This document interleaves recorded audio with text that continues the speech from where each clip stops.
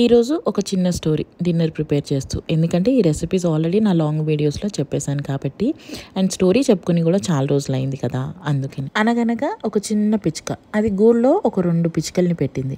వాటికి ప్రతిరోజు కష్టపడి వెళ్ళి ఆహారం తీసుకొచ్చి ప్రతి పూట పెట్టేది. అలానే ఒకరోజు కాకి వాళ్ళ పక్కకు వచ్చి అది తింటున్న ఆహారంలో కొంచెం అడిగిందంట. అలానే పిచ్చుక మంచితనంతో పెట్టింది. అలా అది ప్రతిరోజు వాళ్ళు తినే టైంకి ఆ కాకి రావడం, పిచ్చుకని ఫుడ్ షేర్ చేయమని అడగడం.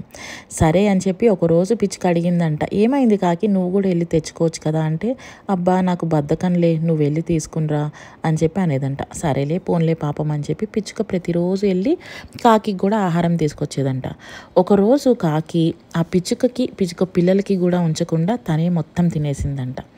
సరే అని చెప్పి నెక్స్ట్ డే కూడా ఇలానే పిచ్చుకెళ్ళి తీసుకుని వస్తే ఆ గూళ్ళో 2 పచ్చిమిరపకాయలు పెట్టిందంట. కాకికి యాజ్ యూజువల్ అలవాటే కదా, చూసుకోకుండా తినేసిందంట. అబ్బా కారం కారం కారం అని చెప్పి అరయడం స్టార్ట్ చేసింది కాకి. అప్పుడు పిచ్చుక ఒకటే మాట అందంట, నా మంచితనాన్ని ఎక్కువ వాడుకోకు, రోజు నీకు తిండి పెడుతున్నాను కదా అని చెప్పి ఈరోజు నాకు నా పిల్లలకి లేకుండా చేసావు, అందుకే నేను ఈ పని చేశాను అని చెప్పి. మనం కూడా అంతే, మన మంచితనాన్ని ఎక్కువగా ఎవరన్నా వాడుకుంటున్నాడు అంటే వాడికి ఖచ్చితంగా ఇలాంటి కారం ఘాటు తగిలించాల్సింది. అది మాటలతోనైనా చేతలతోనైనా, ఊరుకోవాల్సిన అవసరం అస్సలు లేదు. ఓకే, ఈ స్టోరీ నేను ఎక్కడో ఇన్స్టాగ్రామ్లో వినిందే, కొత్తగా క్రియేట్ చేసింది ఏమీ కాదు. సో నాకు నచ్చింది అని చెప్పి నేను మీతో చెప్తున్నా. ఒకవేళ మీరు ఆల్రెడీ ఇది విని ఉంటే ఇగ్నోర్ చేయండి. అండ్ లింక్స్ కావాలంటే పైన F8లో ట్రాక్ చేస్తున్నాను, నా నైట్ డ్రెస్వి అన్నీ చెక్ చేయండి. సరే బాయ్.